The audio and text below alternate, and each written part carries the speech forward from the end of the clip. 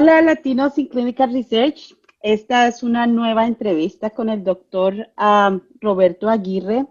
Él es un médico ecuatoriano que nos viene aquí a dar toda su información, a darnos ah, mucho conocimiento con respecto al research. Él es dueño de AGA Clinical Research y también es el Chief Medical Officer de Hypercore.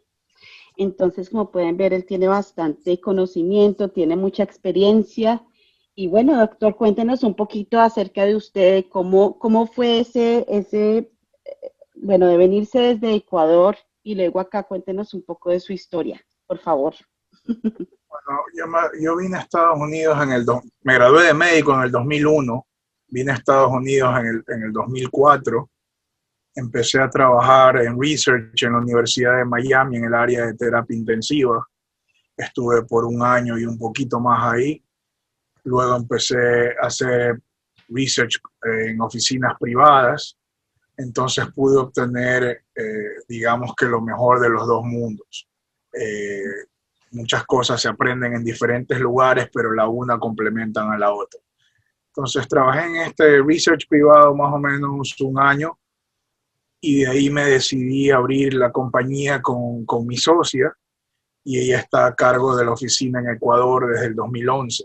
Entonces ya vamos para 15 años trabajando en research, como con experiencia. En el camino me fui certificando, saqué mi certificación como CPI con ACRP. Eso ha sido una gran ventaja para nuestro centro en lo que tiene que ver con nuevos estudios que entran sea para Ecuador o sea para Estados Unidos. La oficina principal de nosotros aquí en Estados Unidos está en Miami. Desde el año 2019 somos parte de Hypercore, de donde somos uno de los board members, y al mismo tiempo fue escogido para ser el CMO de este network de sites alrededor del mundo, entre ellos Canadá, varios países de Latinoamérica, Estados Unidos. Entonces, ha sido un trabajo lento, pero que ha sido muy fructífero en el camino. Doctor, yo estaba viendo que su clínica AGA estaba entre los top enrollers de COVID. Y pues eso me llamó bastante la atención porque salió inclusive en varias publicaciones esta información. Sí, nosotros empezamos a trabajar en COVID en marzo del 2020. Fuimos el primer centro escogido por Regeneron y por Lilly para empezar sus tratamientos de COVID leve o moderado aquí en el área de Miami y la Florida en general. Eh, ha habido demasiado trabajo, todavía existe. Cuando ustedes ven los números de vacunados o de gente que ha estado vacunada aquí en Miami, el número se tiene que reducir a la mitad porque la mitad de ellos son turistas. Entonces eso es lo que justifica el excesivo número de positivos todavía. Entonces empezamos en marzo del 2020, empezamos haciendo Phase 1, ahora estamos haciendo Phase 3 de la mayoría de los estudios. Hemos trabajado en el Active 2 va a empezar en Ecuador también posiblemente en 1 o 2 meses, dando una gran opción de tratamiento y prevención para los pacientes que están con COVID. Es muy importante porque si bien nosotros en vacunas no hemos trabajado durante todo este tiempo, lo hemos hecho para tratamiento y diagnóstico. Llevamos más o menos 11 estudios en total alrededor de COVID. La base de datos, la verdad que ha sido muy grande y muchas veces ni siquiera las podemos trabajar como se debe porque es más la gente enferma que lo que se puede hacer en un centro de research. Entonces, es algo que nos ha dado mucha experiencia. El equipo ha estado muy bien durante todo este año. Solo perdimos a una persona positiva para COVID, uno de los PIs, y el resto del equipo ha estado sano. Entonces, son muchas las cosas a las que hay que agradecer y más importante es la apertura de la comunidad hispana en el sur de la Florida. Ellos son siempre muy abiertos a la investigación científica, en este caso colaboraron bastante para los números en general de las diferentes compañías en estudios de COVID. O sea, nosotros aportamos bastantes hispanos blancos, hispanos negros, nativos americanos, entonces eso ha sido el centro de atención de la mayoría de los sponsors. Claro, es que es maravilloso porque por primera vez, pues, o bueno, no sé si por primera vez, pero es bueno que un centro traiga tanta diversidad especialmente o específicamente de latinos y de la comunidad afro, porque pues obviamente eso es lo que más ahorita se necesita porque son los que menos participamos en los estudios. Doctor, y con respecto a eso, cuál cree usted que ha sido mm, o cuál ha sido el factor que ha hecho la diferencia para que estas personas se hayan abierto o estas comunidades se hayan abierto a participar? Porque en todas partes no pasa lo mismo. ¿Cree usted que es el éxito de de su estrategia? No, yo pienso que ante la pandemia hay muchas cosas que se hicieron muy rápido, se cometieron errores al principio, no habría preparación de nadie, ni siquiera de la gente en el CDC, que son los que son más preparados para este tipo de situaciones.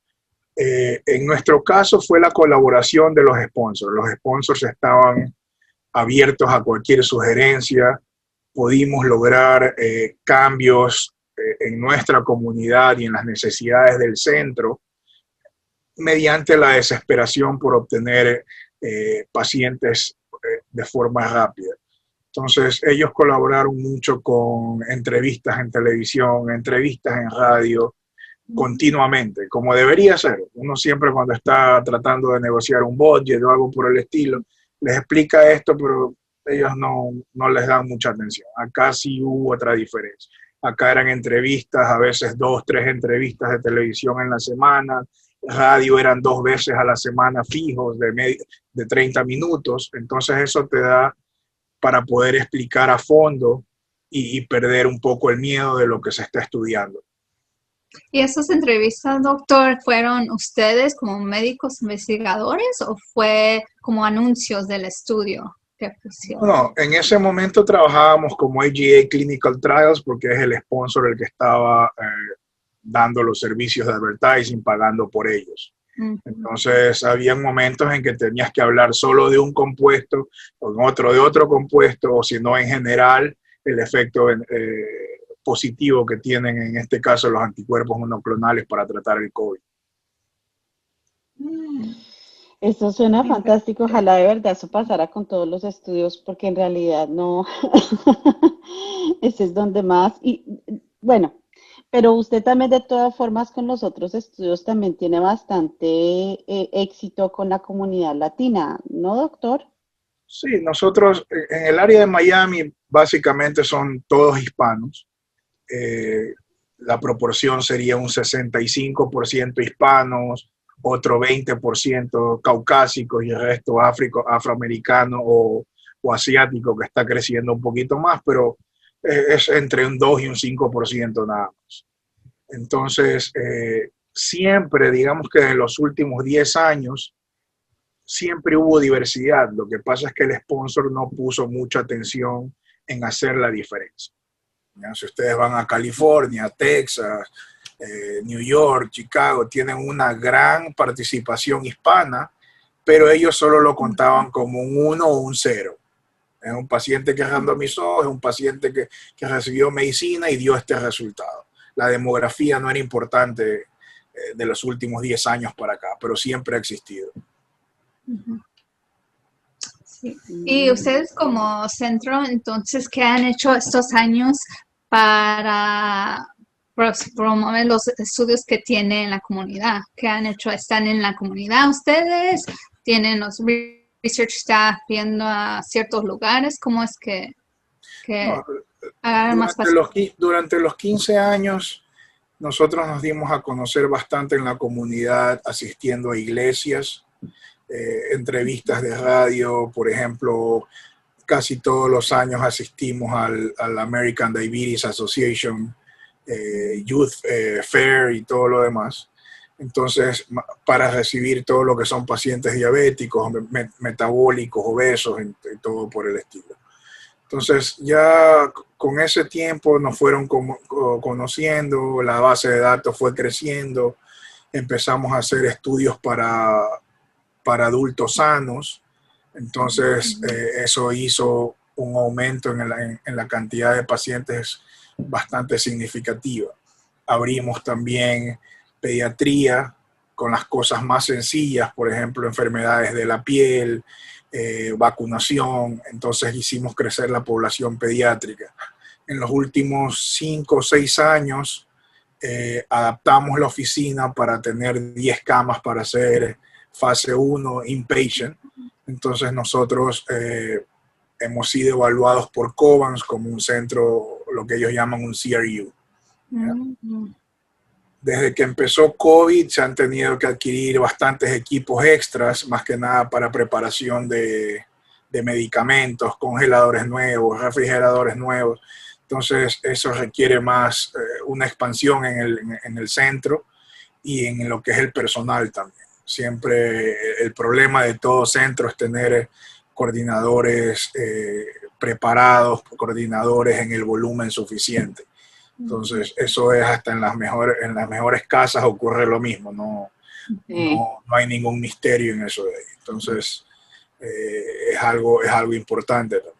Y que quieran trabajar, o sea, yo recuerdo que poníamos anuncios en el periódico con sueldos inclusive por encima de lo normal porque lo pagaba el sponsor, pero ningún coordinador quería trabajar. Aparte del team que teníamos, contratar más fue muy, muy difícil, porque tenían miedo por el COVID, porque dicen, bueno, esto no es un hospital, es un centro pequeño, ¿qué protección nos pueden dar ellos?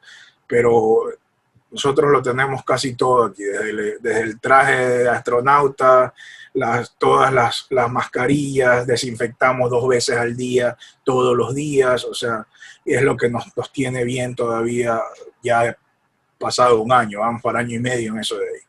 Entonces, hemos podido separar la oficina para realizar estudios normales y otro para los estudios de COVID. Y muchas cosas, y yo pienso que el factor importante de cómo mantener al paciente sabiendo qué ocurre en tu centro, nosotros usamos mucho los que son los mensajes de texto.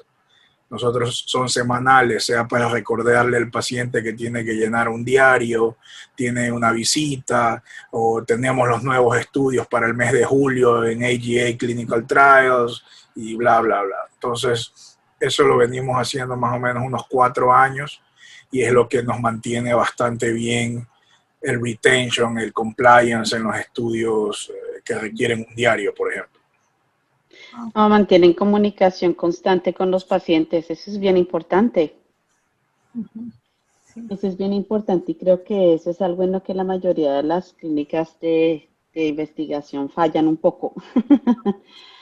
Sí, o buscar un sistema que podrías mandar mensajes en español, porque eso es el problema que nosotros tenemos. Tenemos un sistema que hace eso en inglés, pero en español no. Es que los mensajes no son muy largos. O sea, yo los tengo que hacer en español también y enviarlos, sí. Pero se hacen los templates que no son muy largos dependiendo del estudio. Y lo que siempre va a cambiar es, por ejemplo, si hay un stipend diferente o un inclusion genérico que se lo cambia y se lo adapta.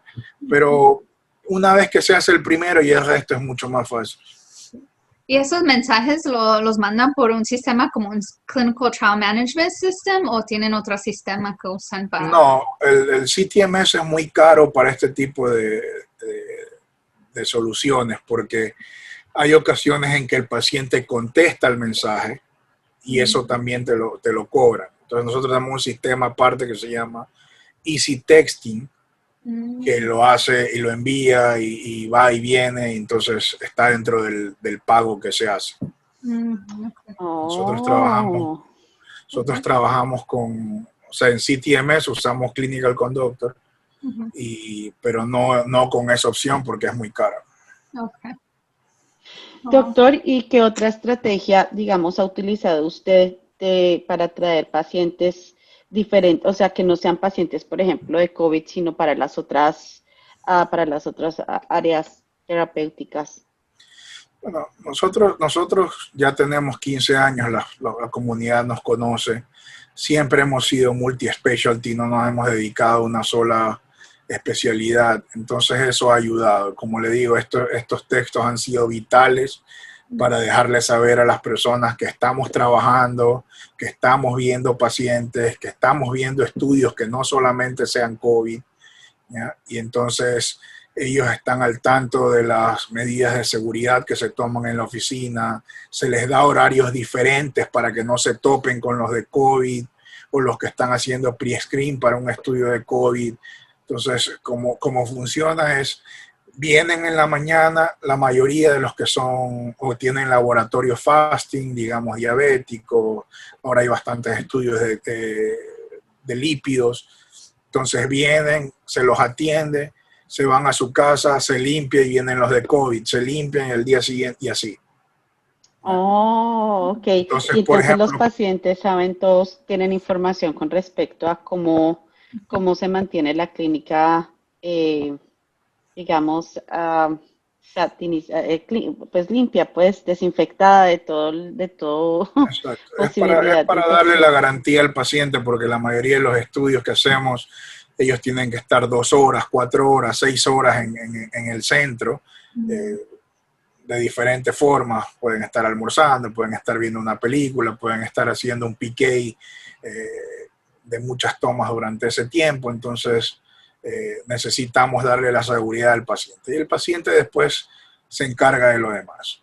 Lo más poderoso que hay en recruitment en el área, al menos aquí entre hispanos, es el hablar con una persona y darles lo bueno, lo malo de cada centro, ¿no? Entonces eso ayuda entre nosotros, ayuda bastante.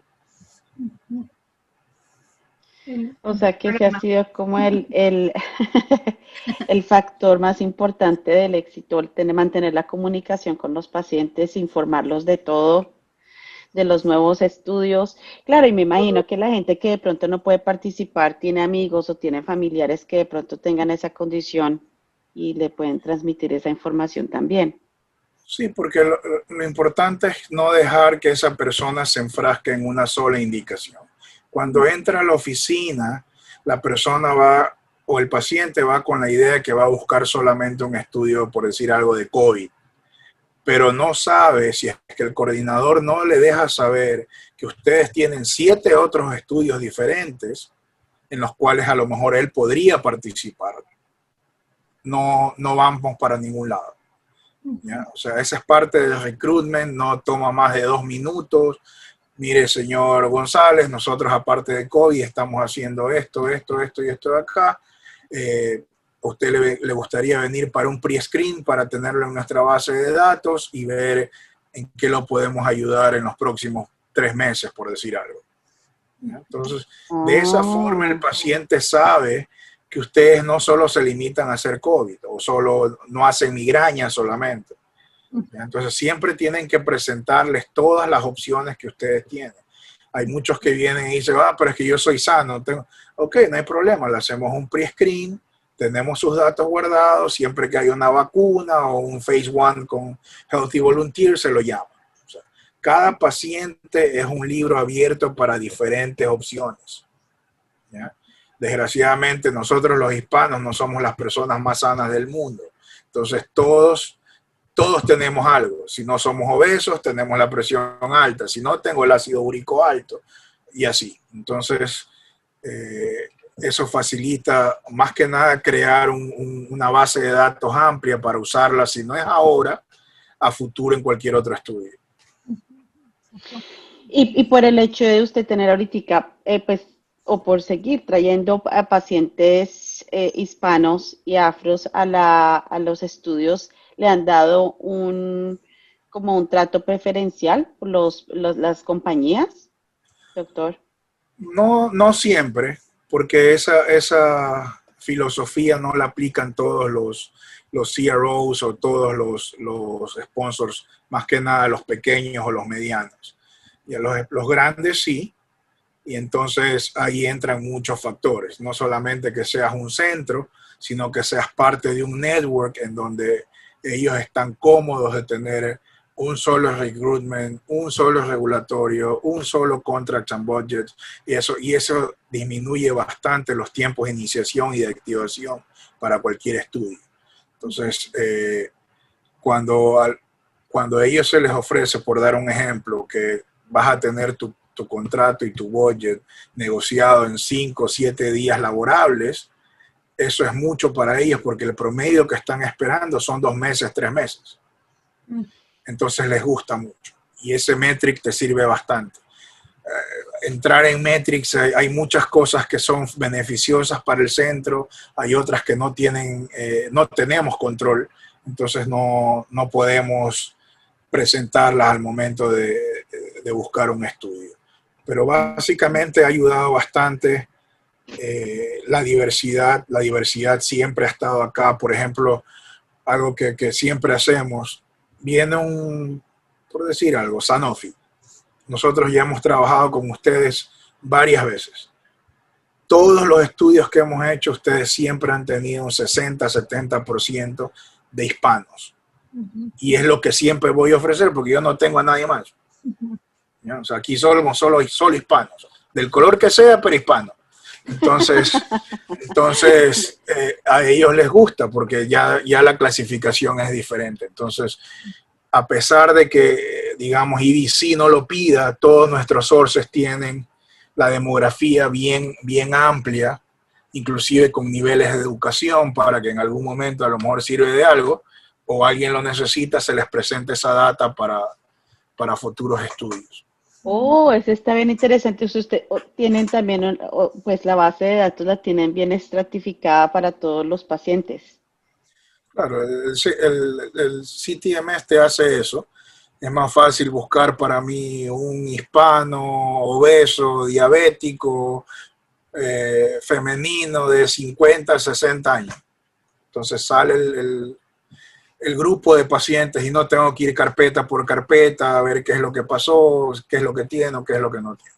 Entonces es un conjunto de factores que si bien son pesados para una oficina, al momento de presentarlos te aseguran, podría decir que en un 60-70% que te escojan para ese estudio, porque tienes todo lo que ellos están pidiendo. Y todo es verificable y todo lo demás. No es que te inventas un número y ya está. O sea, todo eso se los puedes mostrar. Aquí está mi base de datos, lo hice así, eso, y eso es lo que siempre se les presenta a ellos. ¿Y qué tan grande, nos podría decir qué tan grande está su base de datos? Andamos por más o menos 13.300, 13.200 pacientes, incluyendo los pediátricos. En total. Okay. Wow. Nosotros el método que hemos seguido durante todos estos años, nosotros no tenemos 10, 20 especialistas o un especialista para cualquier cosa. Nuestro foco siempre fue el family practitioner porque nos permite trabajar todo al mismo tiempo. Nos permite trabajar pediatría, nos permite trabajar women's health, los adultos, los seniors. Entonces ya depende de cada sponsor qué es lo que acepte, ¿ya? Porque hay muchas veces que sponsors grandes quieren un endocrinólogo, aunque no haga nada, pero quieren el endocrinólogo así esté de sub-investigator. Entonces eso es lo que hemos mantenido durante todo este tiempo y nos ha permitido estar a flote, inclusive en momentos en que no han habido estudios, ahora durante la pandemia, porque vemos muchas especialidades al mismo tiempo. Oh, wow. Okay. Eso es un gran beneficio. Doctor, y por ejemplo, ya cuando hablamos de la parte de negocio, ¿cómo tiene usted, digamos, organizado lo que hacen los Clinical Research Coordinators? ¿Usted los tiene, ellos hacen, digamos, son generalist o están especializados en ciertas áreas? No, nosotros en la oficina tenemos, podríamos decir, una persona para cada cosa. Yo no manejo los números porque soy pésimo para eso. Mi socia es la que se encarga de la plata. Entonces, por ese lado, yo lo único que hago es hacer la negociación y de ahí para adelante todo lo que es account receivables, invoices y todo eso los hace mi socio. Tenemos una persona específica para el regulatorio, un front desk o recruitment que también está dedicado para eso. Tenemos un part-time haciendo data entry, aparte de que todos los coordinadores hacen data entry también. Entonces, de esa manera, y tenemos 2 personas en el laboratorio desde que empezó todo el COVID, porque normalmente era una, pero ahora se necesita demasiado volumen de samples y entonces hay que enviarlos inmediatamente. Entonces, más o menos el equipo que tenemos ahora son de entre 9 y 11 personas. ¿Ya? Y ahí estamos. Hasta ahora no tenemos ninguna complicación. Tratamos de cumplir con nuestros tiempos o mejorarlos. Tal vez un consejo importante para los centros nuevos es nunca ofrecer números exagerados que no se puedan cumplir, porque es más perjudicial para el centro no cumplir con lo que estás ofreciendo que ofrecerlo bajo y dar de más. Sí, totalmente. Entonces eso es algo que es muy difícil de comprender cuando uno recién está empezando. No, si yo quiero el estudio, yo quiero asegurar el estudio, pero son muchos factores atrás que te pueden dar la mano o te pueden hundir a lo largo del camino. Exacto. Sí. Totalmente. Es que me parece bastante fascinante cómo ha manejado usted su clínica y cómo ha avanzado, pues de hecho, toda su carrera. Porque usted vino del Ecuador básicamente casi que recién graduado. Y luego, y fue directamente a Research, pero pues igual usted también trabajó en su acreditación como doctor y luego abrió su centro, y el centro no ha sido pues solamente cualquier centro, sino un centro bastante exitoso, desde todo punto de vista, como negocio, exitoso porque ha traído mucha diversidad a la industria, y además pues porque ha sido uno de los top enrollers en bastantes cosas, incluyendo el COVID. Cuando estaba buscando información, encontré por muchos lugares o en muchas publicaciones que AGA Clinical Trials era top enroller en COVID. Entonces, pues eso también, pues para la comunidad latina también es bastante enorgullecedor. Porque pues sabemos que estamos siendo representados, a pesar de que necesitamos todavía mucho más básicamente en todas las áreas terapéuticas, pues es muy positivo escuchar que por lo menos en la parte de COVID hubo bastante participación latina. Sí, eso yo pienso que el éxito de cualquier centro, no solamente el nuestro en esta ocasión, es el grupo de trabajo que uno tiene. ¿Ya? O sea, esto tiene que gustarte porque esto es repetitivo, aburrido, muchas veces es lo mismo 10 veces al día, entonces no es para todo el mundo. O sea, y cansa, definitivamente no, eso no se le puede reclamar a nadie si hay un coordinador que al año, 2 años ya no quiere seguir trabajando porque ve que no hay cambios. ¿Ya? Muchas ocasiones los centros son pequeños, no tienen esos nombres maravillosos, el vice ni sé cuánto, y lo de acá y lo demás. Son como 10 puestos antes de llegar arriba. ¿Qué es lo que a la gente le gusta? Pero en todo caso, ningún centro de research va a ser exitoso si no tiene un equipo de trabajo que se ponga la camiseta, que quiera hacer las cosas bien. Siempre hay de todo, como en toda casa, como en toda familia, pero eso es lo importante. Ustedes deben de tener las personas claves que van a mantener Yo pienso que la forma de verlo siempre es, ok, si a mí se me va todo el mundo porque me odia y no quiere trabajar conmigo, entonces yo me voy a quedar con 4 o 5 personas que va a ser una para cada área, para por lo menos tener con qué defenderme hasta que puedo entrenar a otra persona. ¿Ya? Claro. Esas son las personas que uno por lo general mantiene, estimula de diferentes maneras y de una forma u otra son los que más les gusta lo que está haciendo. Así que... Claro, ¿no? Y es que en realidad el asset más importante de una compañía son los empleados. Yeah. Porque sin los empleados, pues no funciona. Y eso quería preguntar a los empleados que tiene ahorita, ¿de dónde los consigue? Muchos son coordinadoras ya entrenados, research assistants, ¿cómo comienza? No, el coordinador ya entrenado es lo más difícil de encontrar. Okay. ¿Ya? Cada centro tiene sus coordinadores entrenados que prácticamente se los quiere llevar a vivir a su casa para que nadie los toque. Son bañados en oro, es lo que son.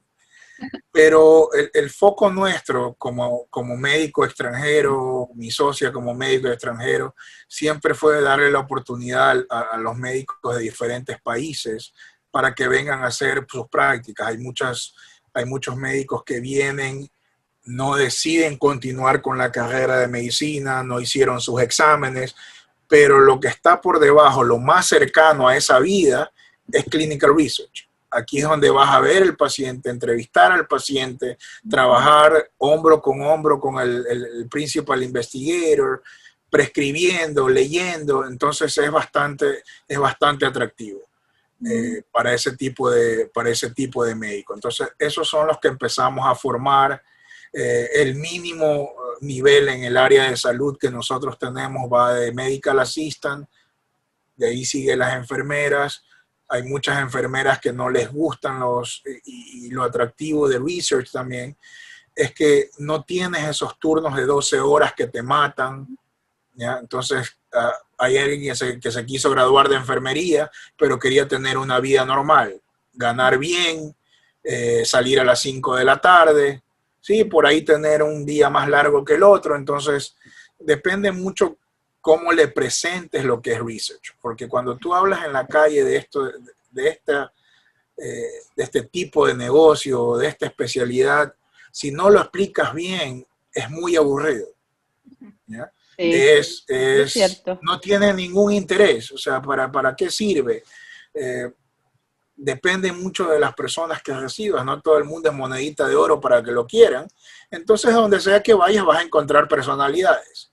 Y eso también es importante, o sea, recibirlos lo mejor que se puede, dar las oportunidades, que ellos mismos desarrollen soluciones. Research es solo problemas, son problemas que tienes que arreglar todo el día, ¿ya? Entonces, eso es importante. No sé si lo conversamos la vez anterior, pero mis mejores coordinadores ni siquiera son médicos ni nada del área de la salud. Yo tuve un IT que era maravilloso, duró 3 años conmigo y después se fue a hacer lo suyo, ¿ya? Entonces, parece mentira, pero hay cosas importantes y muy interesantes en este tipo de trabajo. Entonces, está entre usted de todo para todos. Exactamente.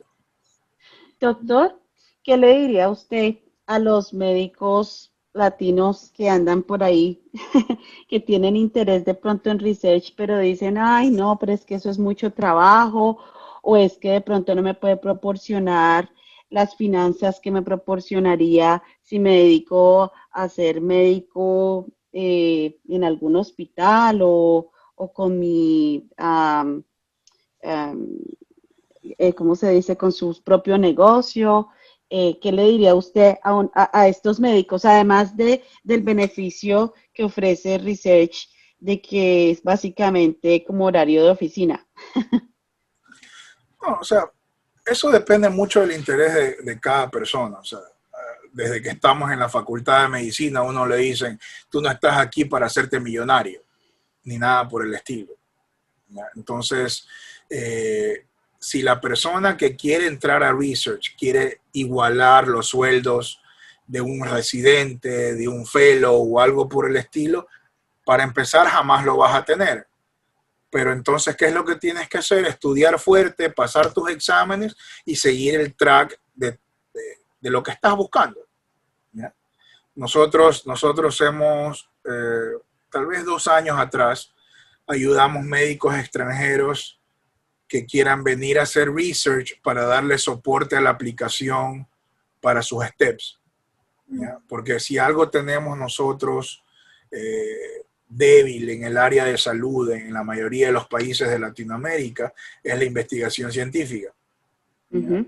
Entonces son varias cosas diferentes y entonces tratamos de que esos médicos pasen por la oficina un promedio de 3 o 6 meses entrenándose, viéndose de qué se trata para que puedan tener una mejor entrevista y seguir un track. En muchas universidades hay el track que se llama Research y Medicina Interna. ¿Ya? Entonces eso les asegura por lo menos tener una entrevista interesante con posibilidades de un trabajo futuro. ¿Ya? De ahí esto es abierto para cualquier persona que tenga alguna cualidad por encima del resto. Por ejemplo, hay un médico que no le gustan los números, pero hay otro que es muy buen vendedor, por decirlo así. Él te explica, él te convence, él te busca, te va y te saca el paciente debajo de las piedras. O sea, a diferencia de una persona que es recepcionista. Entonces, son cualidades. Tú tienes que saber estudiar las cualidades de las personas que trabajan contigo. No todos van a dar los 12 o 13 cualidades que tiene un Clinical Research Coordinator, pero tienes que saber manejar la mejor de esas cualidades. Eso es cierto. Eso es muy cierto. Tener un buen equipo definitivamente hace la diferencia.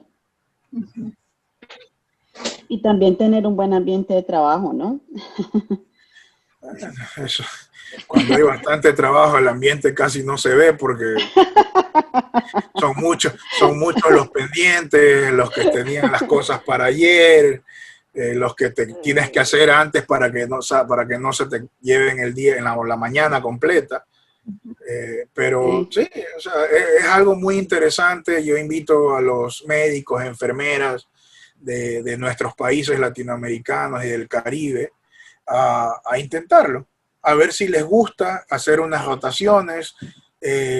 No tienes que ser parte de un equipo de trabajo. Nosotros, y me imagino que cualquier centro estaría abierto a recibir una mano extra, así sea de observadores o algo por el estilo.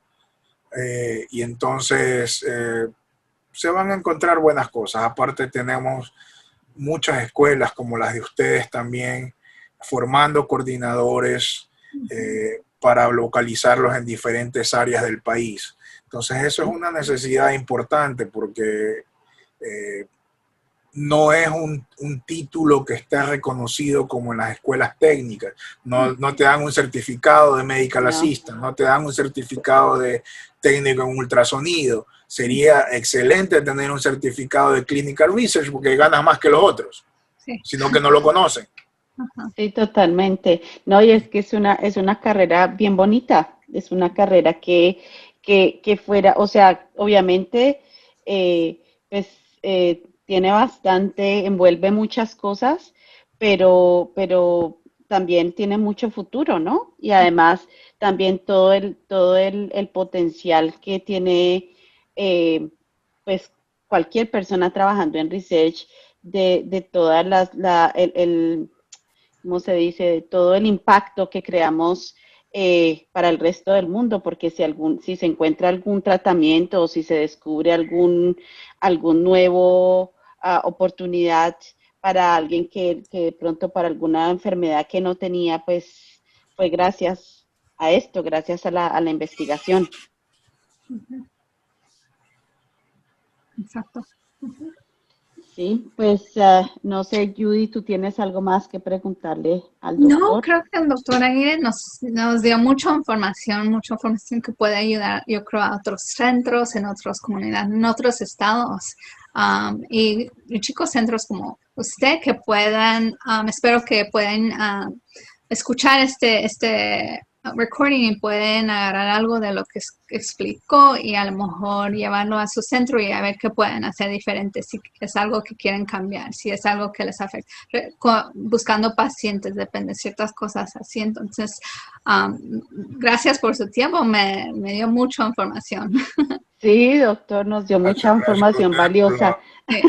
Por la oportunidad, estamos a las órdenes. Si ustedes tienen que dar mi información para que se comuniquen, les agradezco mucho. No hay esa era mi siguiente pregunta, o para cerrar. ¿Cómo pueden comunicarse con usted, doctor? ¿A través de LinkedIn, por su email? Sí, por cualquiera de esas vías, cualquiera menos el celular. Pero en todo caso, pero sí, LinkedIn y el email creo que sería la forma ideal. Nosotros lo vamos a compartir entonces con este video. Estamos aquí a las órdenes. Muchas gracias por la oportunidad. No, muchas gracias por su tiempo y por toda esa información tan valiosa, doctor. Y por su buen sentido del humor. Gracias. Muchas gracias. Que pase feliz tarde.